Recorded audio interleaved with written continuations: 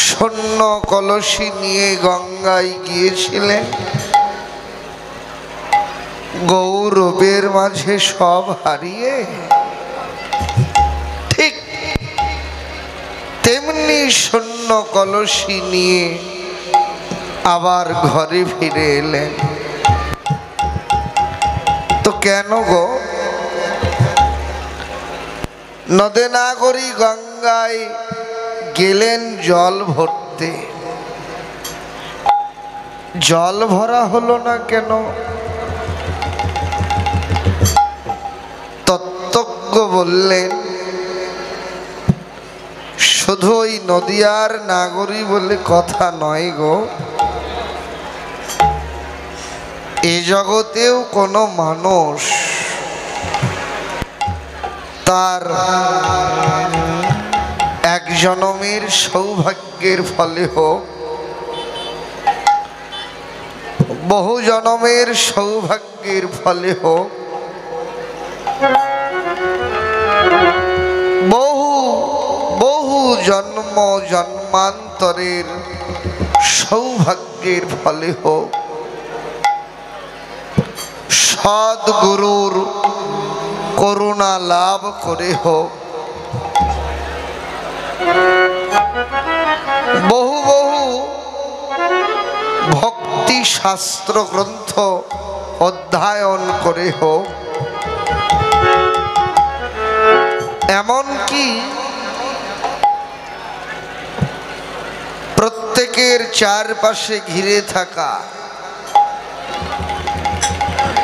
এই স্বার্থময় জগতের স্বার্থান্বেষী আপনজনের প্রতি বীতশ্রদ্ধ বিরক্ত হয়ে হোক, যেন তেন ভাবে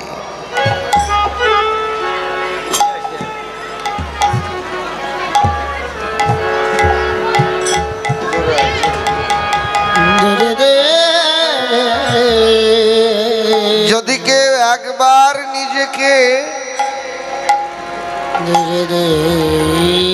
ভগবত কর্মে নিয়োজিত করতে পারেন,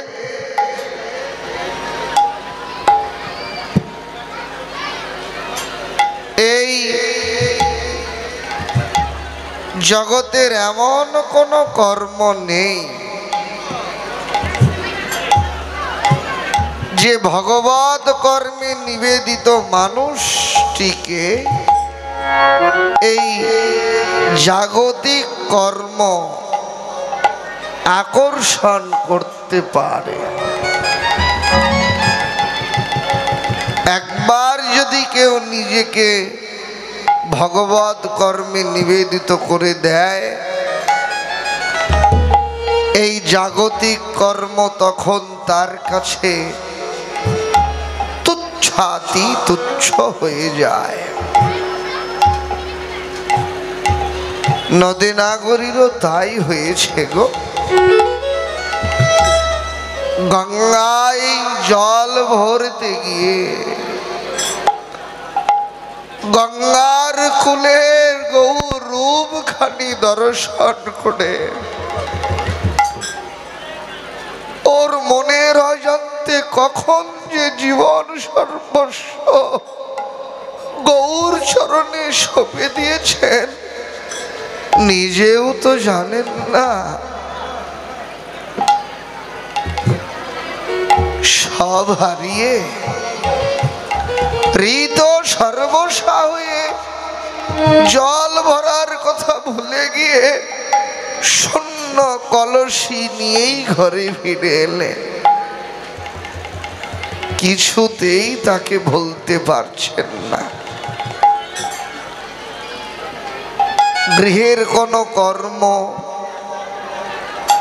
কিছুতেই সে কর্মে মন বসছে না।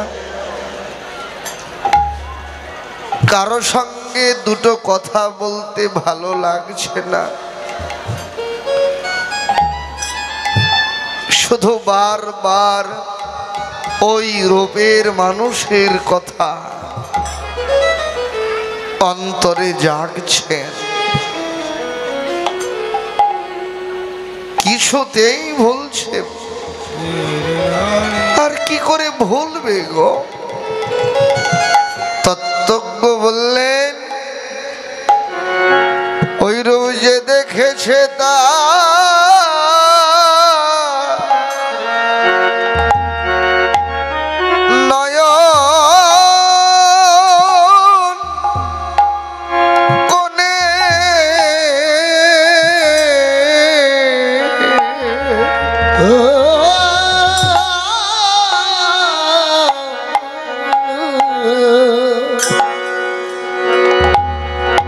একবার যে দেখেছে ও তার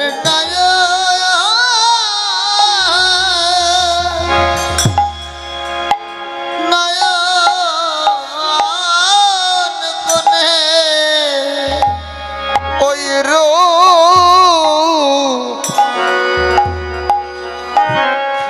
যে দেখেছে তা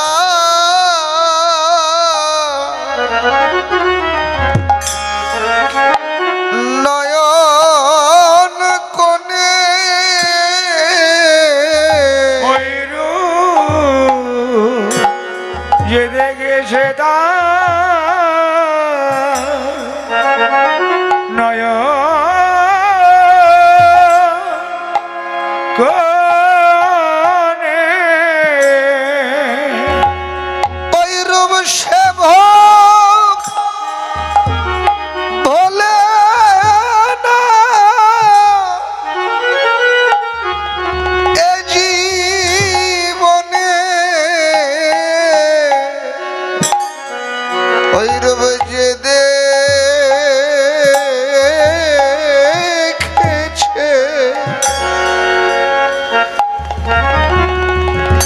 নয়ন কোণে ওরে সে বলে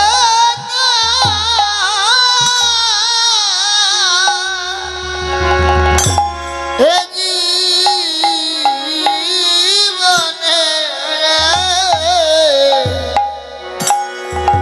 ওই রূপ যে দেখেছে ও তার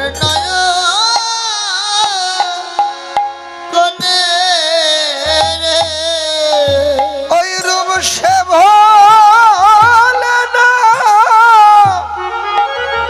এ জীবনে ওই রূপ গাথা তার মনে প্রাণে সে ভোলে না জীবনে গাথারায় তার মনে সে ভোলে না জীবনে গাথারায় তার মনে প্রাণে ওই রূপ যে দেখেছে ও তার নয়ন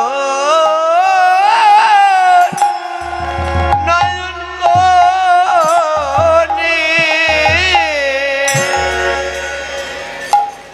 এটাই চিরকালের নিত্য সত্য কথা।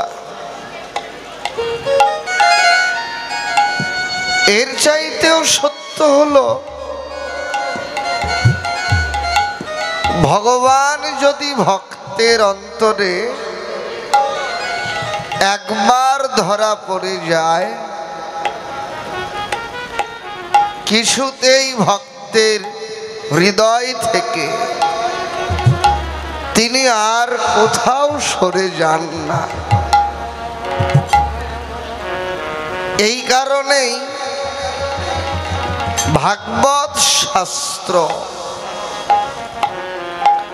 ভগবানের একটা নাম বললেন, তিনি হলেন অচ্যুত। অচ্যুতকে শ্রীধর স্বামী তার ভাগবতের অমৃত বর্ষিণী নামক টিকাতে তিনি জানিয়ে দিলেন অচ্যুতকে শ্রীধর স্বামী বললেন সর্বথা ভক্ত হৃদয়ে চ্যুতি রহিত অচ্যুত, অর্থাৎ ভক্তের হৃদয় থেকে যিনি কখনো চ্যুত হন না, সরে যান না, তিনি হলেন অচ্যুত। ভগবান যে ভক্তের হৃদয় থেকে কোথাও সরে যেতে পারে না আপনারা জানেন, তবু আস্বাদনের জন্য বলতে হয়।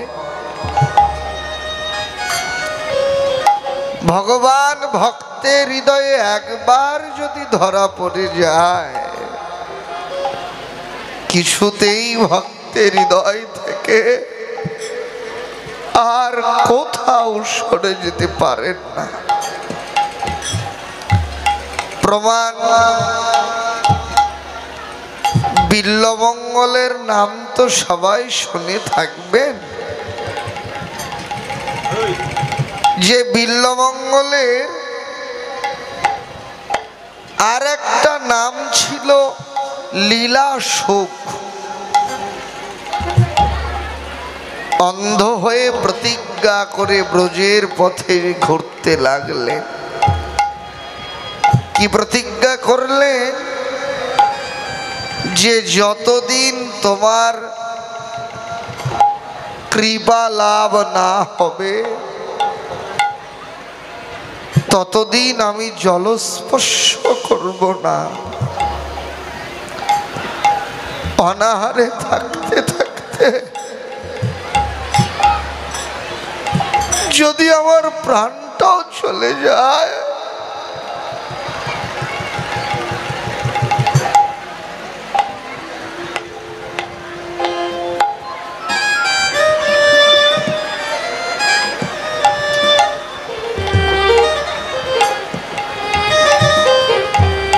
অনাহারে প্রাণ গেলেও না,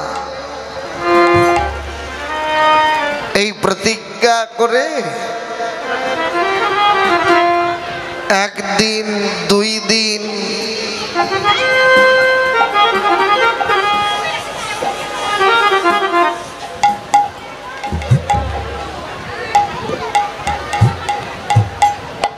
3 দিন পর্যন্ত অনাহারে কেটে গেল বিল্বমঙ্গলে।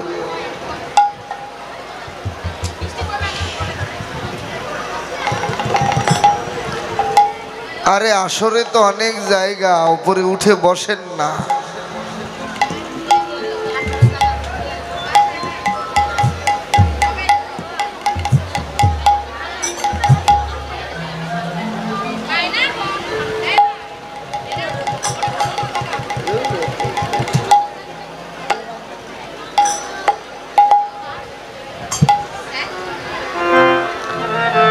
অন্ধ বিল্বমঙ্গল অনাহারে দিন কাটাতে লাগলেন। 3 দিন পর্যন্ত যখন অনাহারে কেটে গেল, অন্তর্যামী ভগবান ছোট্ট একটা গোয়ালার ছেলের রূপ ধরে কিছু খাবার হাতে করে নিয়ে বিল্বমঙ্গলের সামনে এসে বিল্বমঙ্গলকে ডাকতে লাগলেন, ঠাকুর তুমি কয়েকদিন অনাহারে রয়েছ গো, এই নাও।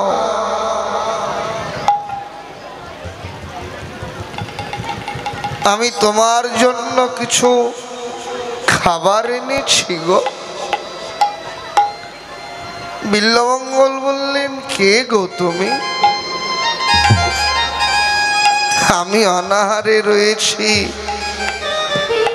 তুমি এটা বুঝলে কি করে গো? ভগবান বললেন,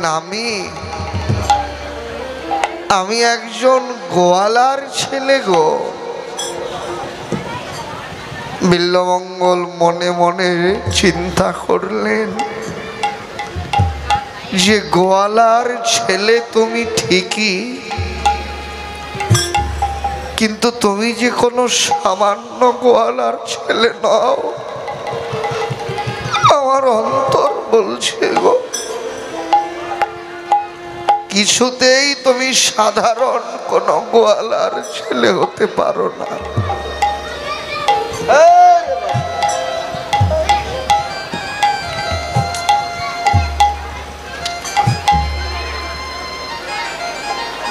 আর বাহিরে হাতটা বাড়িয়ে দিলেন, দাও।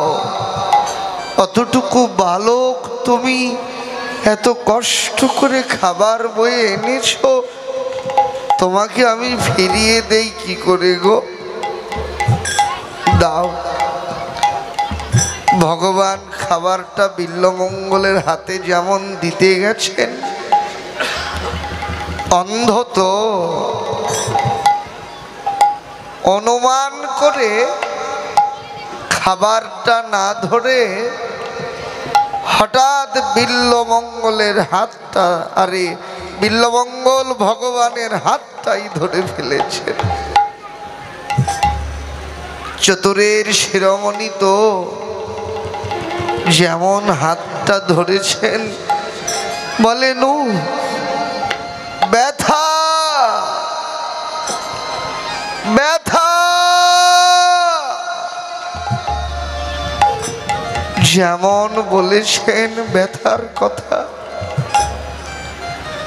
বিল্বমঙ্গল মনে মনে ভাবলেন, কিরে ছেলেটার কোমল অঙ্গে আমি ব্যথা দিয়ে ফেললাম। হাতটা একটু ঢিলা করে ধরেছেন, যেমন ঢিলা করেছেন সুযোগ বুঝে বিল্বমঙ্গলের হাত থেকে ঝামটা দিয়ে হাতটা ছাড়িয়ে নিয়েছেন। হাতটা ছাড়িয়ে নিয়ে অদূরে গিয়ে দাঁড়িয়ে থেকে খিলখিল করে হাসতে লাগলেন। বিল্বমঙ্গলকে ডেকে বললেন, ঠাকুর আমাকে ধরেছিলে জোরেই তো, কিন্তু ধরে তো আমাকে রাখতে পারলে না গো। বিল্বমঙ্গল পুরাণ বলতে লাগলে, জোর করি হাত ছাড়াইলে হে হরি,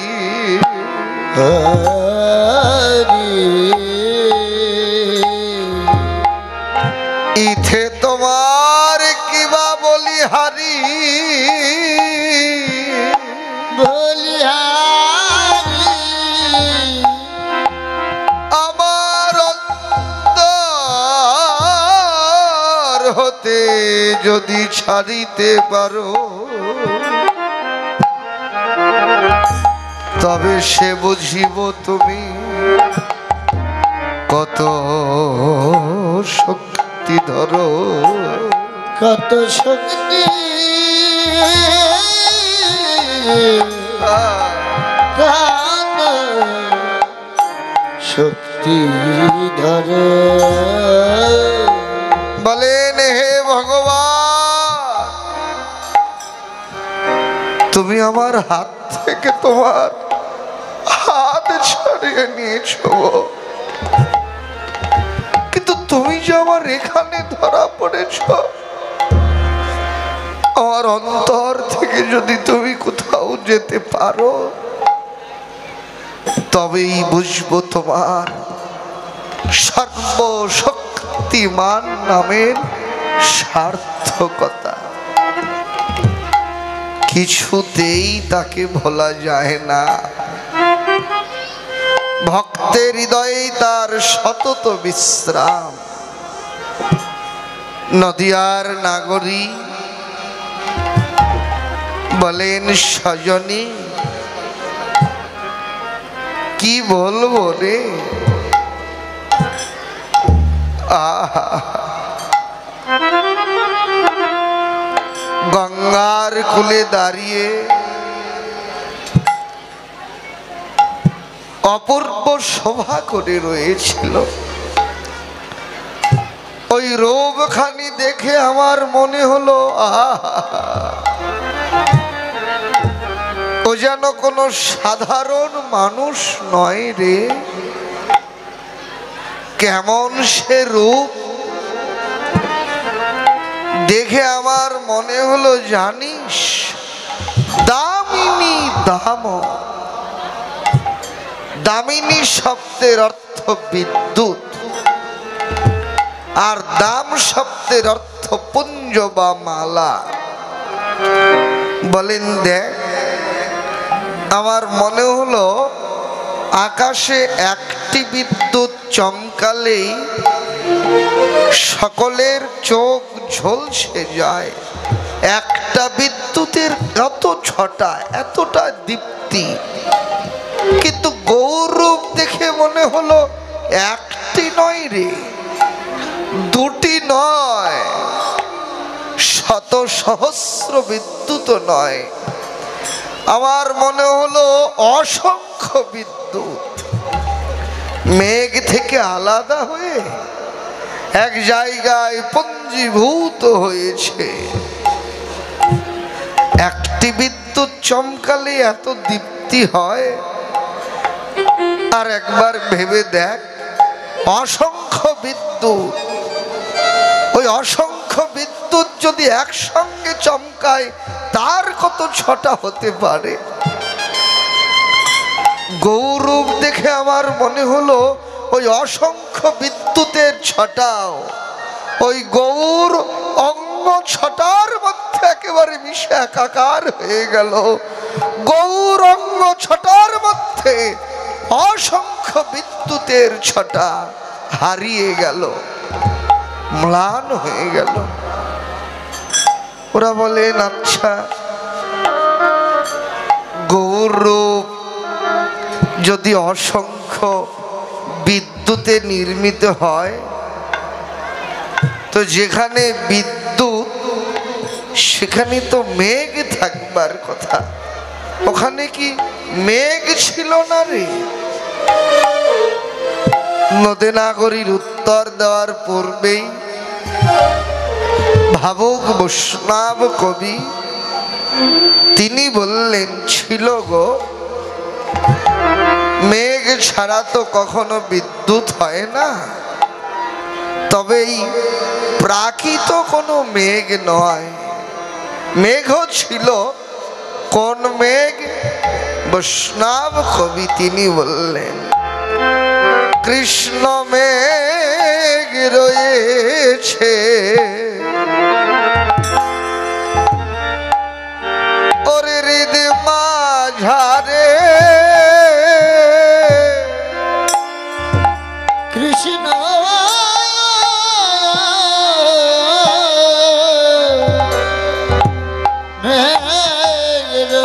রয়েছে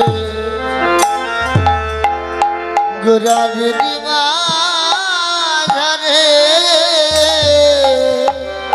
কৃষ্ণ মেঘ রয়েছে ওরে হৃদ মাঝারে, কৃষ্ণ মেঘ রয়েছে গোরারিদ মাঝারে। জগতে ভাবুক যারা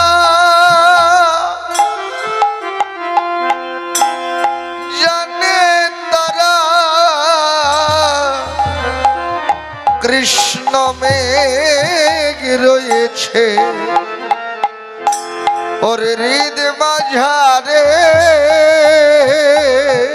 জগতে ভাবুক যারা কেবল জানে তারা, কৃষ্ণ মেঘে রয়েছে গোরার দিমাঝারে। ওই ভাবুক যারা জানে তারা ওই গৌরে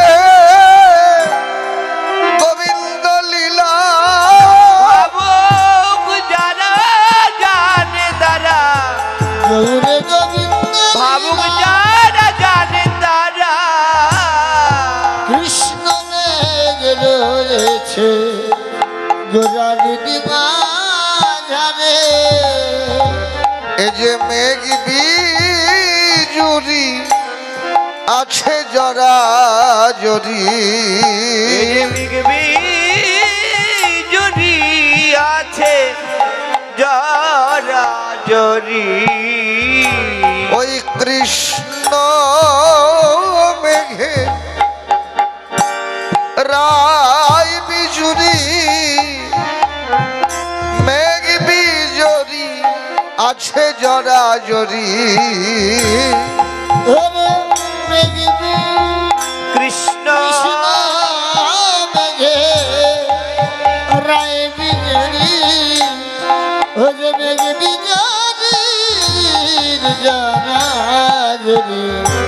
ওই কৃষ্ণ মেঘে রায় বিজরি পরিশন করতে প্রেম রসবারি কৃষ্ণ কৃষ্ণ মেঘে রায় বিজড়ি পরিশন করতে রসের বাড়ি কৃষ্ণ মেঘে রায় বিজড়ি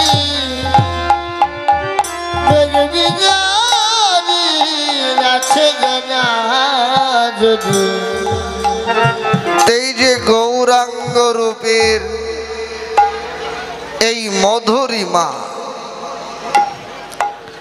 আস্বাদন করেন কে বা কারা? কোন জ্ঞানী আস্বাদন করতে পারে না, কোন পণ্ডিত আস্বাদন করতে পারে না,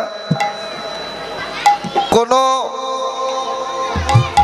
ধনী আস্বাদন করতে পারে না। ধনী না মানি না, আস্বাদন করেন কে? যারা ভাবুক একমাত্র তারাই আস্বাদন করতে পারে। এই ভাবুকটিকে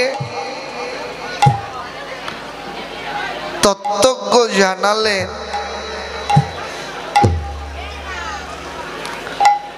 ভাবুক হলো জগতে তিনি বা তারা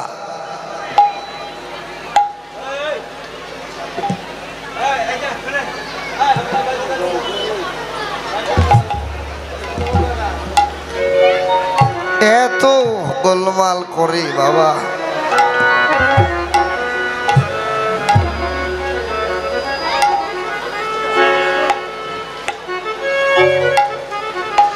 আসলে সব আসরেই এমন করে নাকি আমাদের আসরেই, এটাই বুঝি না।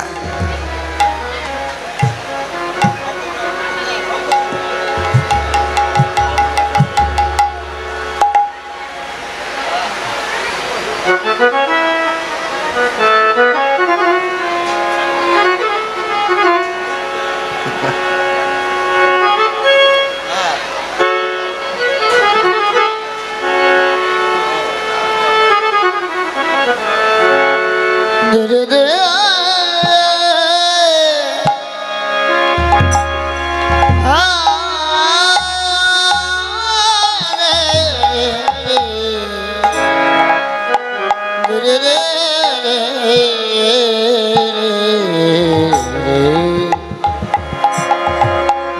ধীরে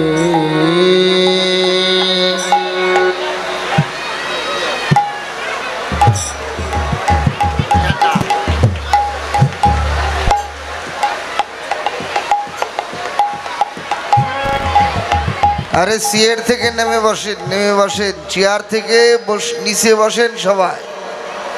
অনেক জায়গা, অনেক।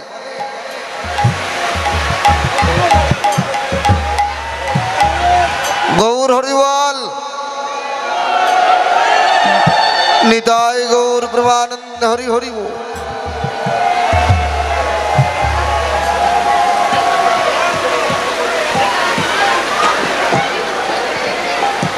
Last time.